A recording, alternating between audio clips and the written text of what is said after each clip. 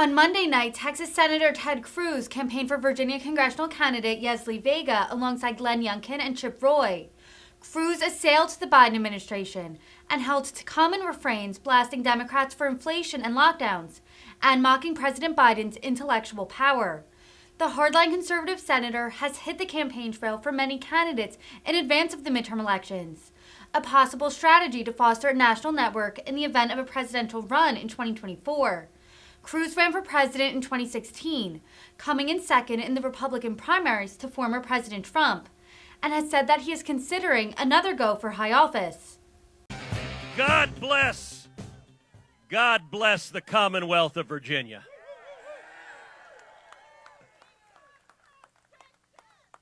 Amen. I gotta say, Glenn Youngkin is a rock star. And Yesli Vega is a rock star. And Virginia is the home of patriots. We are gathered here at extraordinary times.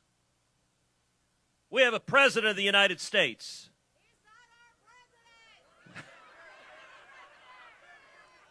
We have a president of the United States who shakes hands with the empty air. That's not normal. We have a president who wanders off stage until the Easter Bunny leads him back. We've got a vice president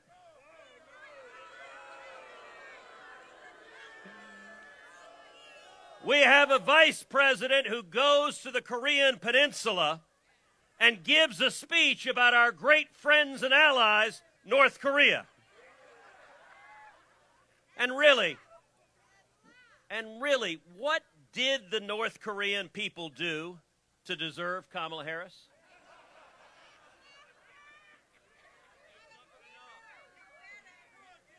I am here tonight to give you guys a word of hope and a word of encouragement and exhortation. I've got two simple messages this evening. Message number one.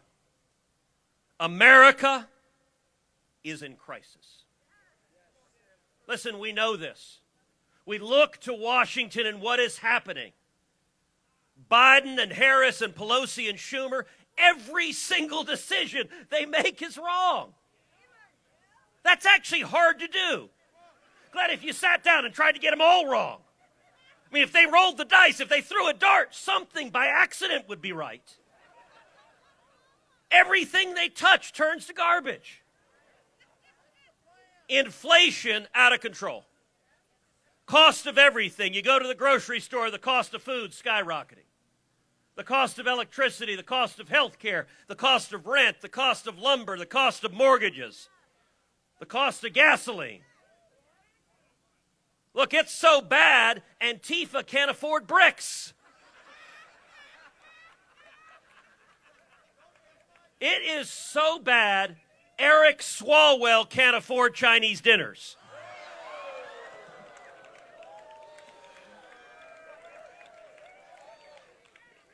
In fact, it is so bad, Hunter Biden can't afford crack cocaine.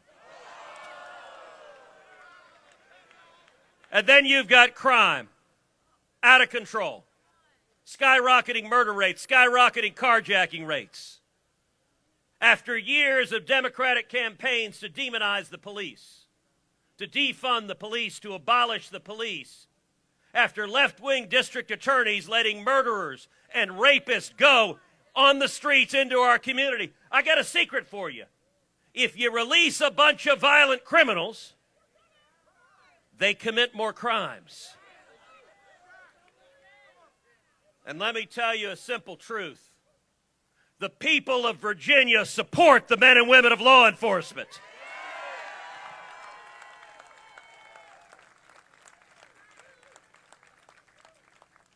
And then there's illegal immigration. Look, representing the state of Texas, I've spent a lot of time down on our southern border. It's always been a problem.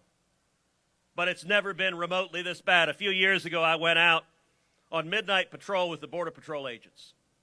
They went to a stash house, kicked down the door, brought out some really sketchy guys, big guys, tatted up, really frightening. And they're calling over, they're going, Senator, Senator. And I'm going, ixnay on the editor say. Just call me Bob.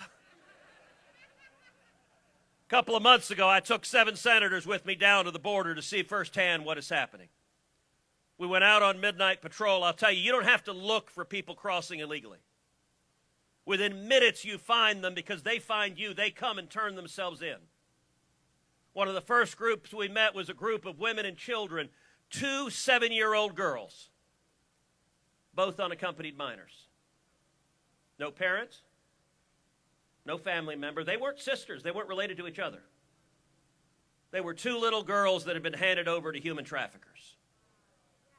The Border Patrol agents showed us a patch of grass where they'd found 2 little girls aged 5 and 6 who had been violently sexually assaulted a few weeks earlier. They had to come in and do emergency medical care on those little girls. That is happening every single day. You sit down with farmers and ranchers that show you photograph after photograph of dead bodies they find on their land. Pregnant women, elderly people, children abandoned by the traffickers to die. 4.4 million people have crossed illegally under Joe Biden. And yet Democrats and the corrupt corporate media cannot be bothered to care. Until 50 arrived at Martha's Vineyard. And suddenly, wonder of wonder, the white-bread, lily-livered, hypocritical billionaire socialists discovered they had a problem. AOC promptly tweeted out, shout out to the people of Martha's Vineyard for embodying the very best of American values. So actually, I retweeted her. I said, listen, AOC, you are exactly right. They deported everyone within 24 hours. And as bad as the domestic policy has been, as bad as the economic policy has been, the foreign policy has been even worse. A year ago, Joe Biden shamefully surrendered to the Taliban, abandoned Americans behind enemy lines. And every enemy of America, they looked to Washington, they looked to the Oval Office, and they took a measure of the man. And tragically, they concluded that our commander-in-chief was weak and feckless and ineffective. And every enemy of America today is stronger, and America is more vulnerable than it's ever been. Now, some of y'all might be thinking, Ted, you said you were going to encourage us. You really suck at this. But I told you I have 2 messages. Here's the second message. Revival is coming.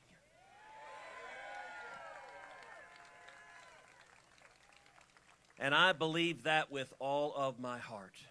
Look, I have the enormous blessing of traveling all over this country and seeing what is happening. There's always been a natural pendulum nature to politics in America. One party gets in power, they go too far one direction, the American people pull it back the other way. Every time we get some idiotic policy from this White House, part of me quietly grieves, but part of me celebrates. Because it's accelerating the process of the American people opening their eyes. And let me tell you, the first sign, the sign of light at the end of the tunnel, the sign of hope, the sign of escape from the valley of the shadow of death, was in November of last year when the people of Virginia elected Glenn Youngkin.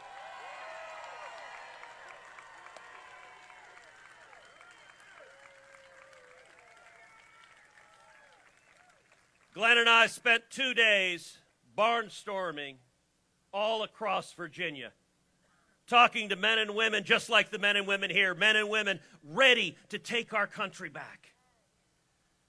And the corporate media was convinced it was hopeless. Virginia can't be won. Virginia's a blue state, they said. It's a Biden state. It's a Democrat state.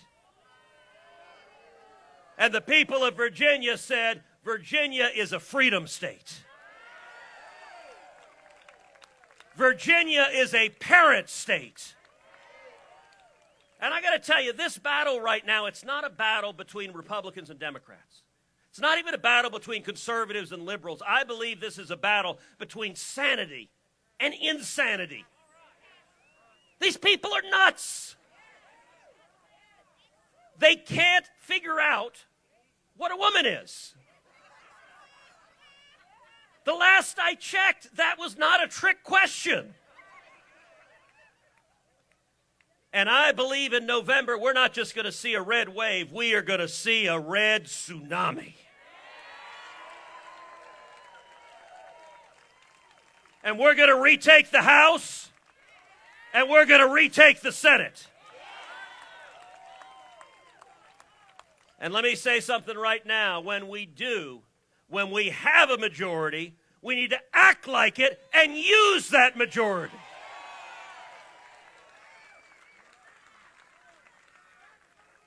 And that brings me to why I'm here tonight. To support my friend and your next Congresswoman, Yesli Vega.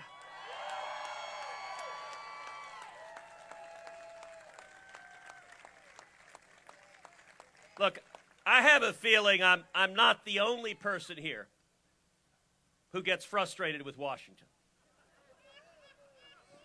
Frustrated with the lunatics that have taken over the Democrat Party, but also frustrated with Republicans that are scared of their own shadow and afraid to fight.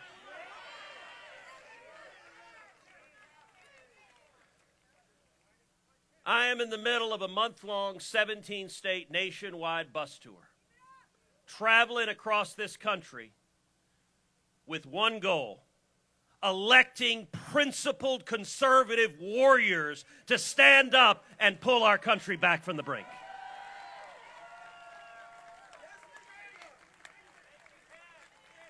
Look, you guys know Yesli. When it comes to candidates, I don't know that there's a candidate in the country I am more excited about than Yesli Vega. You know her personal story, the daughter of immigrants from El Salvador. You know the tragedy that struck. Her little brother shot and nearly killed by MS-13. When it comes to illegal immigration for Yesli, this is not some abstract theoretical question. This is real and personal, and she's seen it firsthand. You know that she's married to a soldier who defended our country. They were stationed together abroad in Korea. By the way, when you were there, I don't think you thought North Korea was our friend.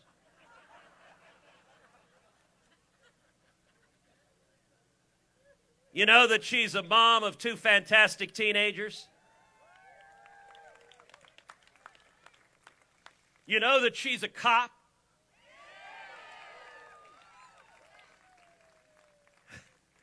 And you know that she is an absolute fireball.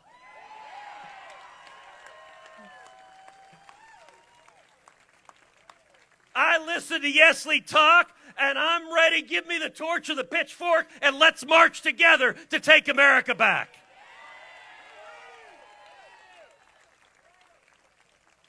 And let me tell you, Yesli is leading something profound that is happening across the country. We started this nationwide bus tour down in the Rio Grande Valley. The Rio Grande Valley has been Democrat for over 100 years. I'm going to make a prediction right now. I believe in November of this year, the Rio Grande Valley is turning bright red.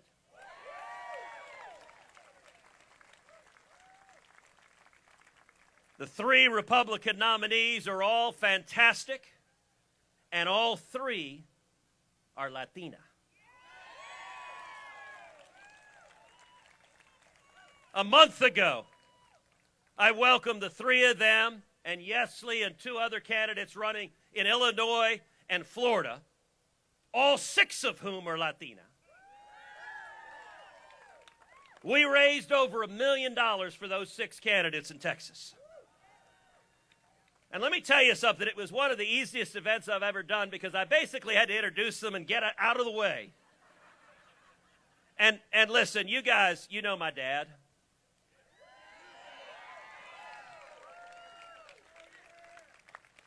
So, my father makes me look calm and mellow. Well, y'all have not met my father's kid sister, my tia Sonia. My tia Sonia I call lovingly my tia Loca. My father was in prison and tortured in Cuba. My tia Sonia was in prison and tortured in Cuba. My cousin Bibi is here somewhere. She's Sonia's daughter. I will tell you, when we were growing up, my tia Sonia would be sitting there. And Bibi and I would be in trouble. And my tia Sonia had eyes in the back of her head. And she would wear these rubber sandals that she called chancletas. And I would be misbehaving, or Bibi would be misbehaving, and at 30 feet, suddenly, boom! The back of the head of chancleta would hit you and drop you to the ground. I'm telling you right now, I cannot wait till January. When Adam Schiff or Jerry Nadler are standing on the floor of the House saying there's no such thing as illegal immigration. And suddenly, boom, a chancleta. Virginia is leading a transformation of the Republican Party. This matters. This is powerful. All right. Let me say 3 things to wrap up. Number 1, as conservatives, I think we spend too much time preaching to the choir. Talking to the same 2.6 million people watching Fox News every night. Now listen, the choir needs love, but we also need to be speaking to young people and to Hispanics and to African Americans and to suburban moms. To the people who are paying the price for this disastrous agenda. Anyone know what I did this morning? This morning I was on The View.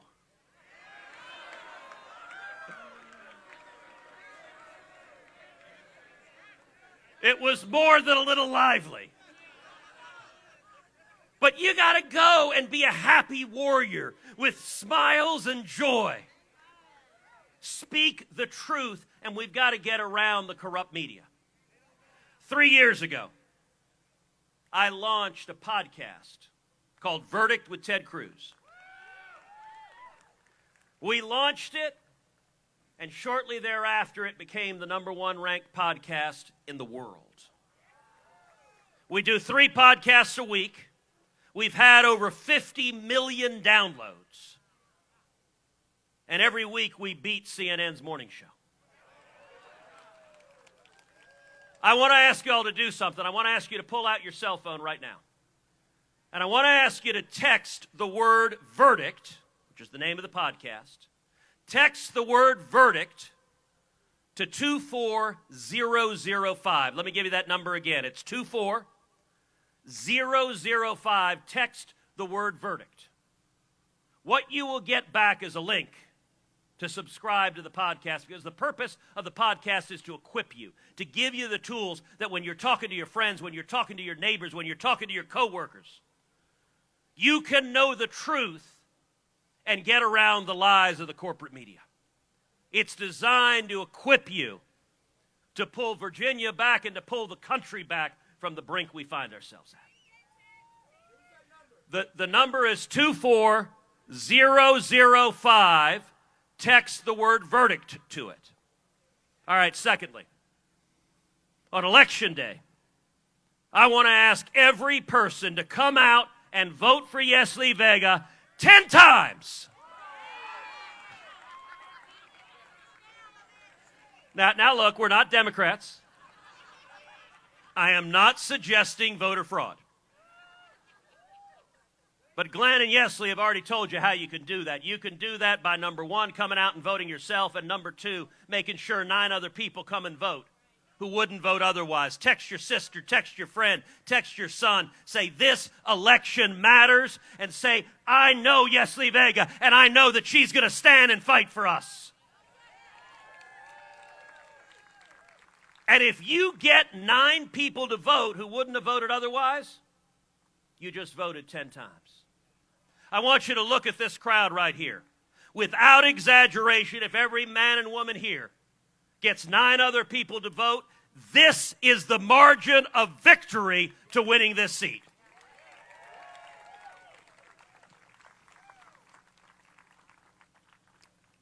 As soon as we finish, Glenn and Yesli and I are going to shake a few hands, and I want to invite everyone to come to the bus and sign the bus so that you can travel with us to 17 states all across this country, taking this country back. And we're going to do a quick interview with the media to make the 10 o'clock news.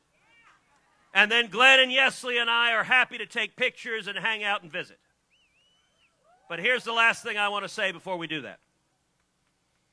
In January, I look forward to walking down the hallway in the United States Capitol alongside Yesli. And we're going to bump into a little man in overalls carrying a screwdriver, coming to change the sign on Nancy Pelosi's door. And Nancy is going to get on her broom. All right, that's not fair. That's not right. Nancy is going to get on her private jet, the USS Broom, and she's going to fly back to San Francisco. And actually, for her sake, I really hope her husband doesn't pick her up at the airport. And Chuck Schumer is going to get on the Acela and head back to Manhattan. And then we're going to tell Joe Biden that it's 2025, and he'll just wander back to Delaware. This is a fight worth fighting. This nation is worth defending. Freedom is worth defending. Moms and dads are worth defending. Our kids are worth defending. The Constitution is worth defending. The Bill of Rights is worth defending. America is worth defending. And Virginia is leading the way, defending the United States of America. Thank you, and God bless you.